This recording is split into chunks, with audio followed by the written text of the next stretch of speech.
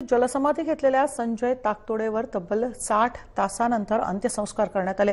गेल्या 60 तासांपासून सुरू असलेले आंदोलन त्याच्या नातेवाईक आणि ग्रामस्थांनी मागे घेतलं। संजय ताकतोडेच्या कुटुंबाला मुख्यमंत्री सहाय्यता निधीमधून 10 लाख रुपये देण्याचे आश्वासन देण्यात आले। जिल्हा अधिकाऱ्यांमार्फत हे आश्वासनाचं पत्र ताकतोडेंच्या कुटुंबाला देण्यात आलं।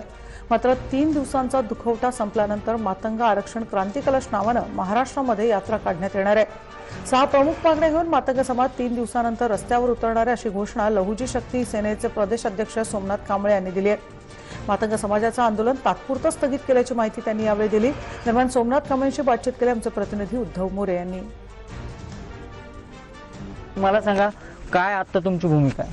72 तासामध्ये आम्ही सरकारकडे संघटनेच्या वतीने, समाजाच्या वतीने, राज्यातील मातंग समाजाच्या वतीने आम्ही त्यांच्याकडे प्रमुख 5 मागण्या जे तात्काळ आजच्या आज देऊ शकतात शासन, या 5 मागण्या त्यांच्या समोर ठेवलेल्या आहेत। कुटुंब प्रमुख असल्यामुळे संजय ताकतोडे यांच्या कुटुंबास 25 लाखांची तात्काळ मदत जाहीर करावी व तसेच त्यांचं पुनर्वसन करावं त्या कुटुंबाचं, आणि त्यांच्या कुटुंबातील एक सदस्य ह्या सरकारी नोकरीमध्ये सामावून घेण्यात यावा, ही संघटनेची आणि समाजाची मागणी आहे।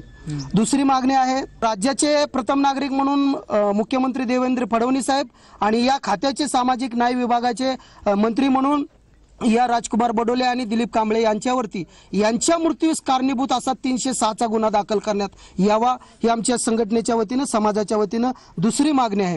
तिसरी मागणी अशी आहे, मातंग समाजाला अनुसूचित जातीमध्ये ABCD करून वर्गवारी करून अ ब क ड वर्गवारी करून एकत्रित आरक्षणापाकी स्वतंत्र आरक्षण लोकसंख्येच्या प्रमाणात द्यावे। चौथी मागणी अशी आहे की अनुसूचित जातीच्या ज्या योजना राज्यामध्ये लागू आहेत, त्या राज्य सरकारच्या अधिकारात आहेत, त्या अधिकारातून अ ब क ड वर्गवारी करून त्या योजनाची देखील विभागवारी करावी।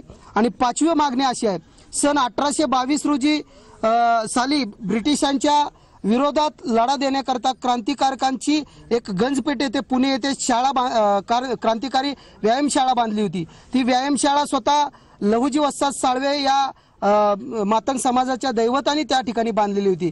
तर त्यांच्या त्या तालमीस राष्ट्रीय स्मारकाचा दर्जा देण्यात यावा, ही आमची 5वी मागणी आदरणीय सरकार समोर आहे। उद्धव मोरे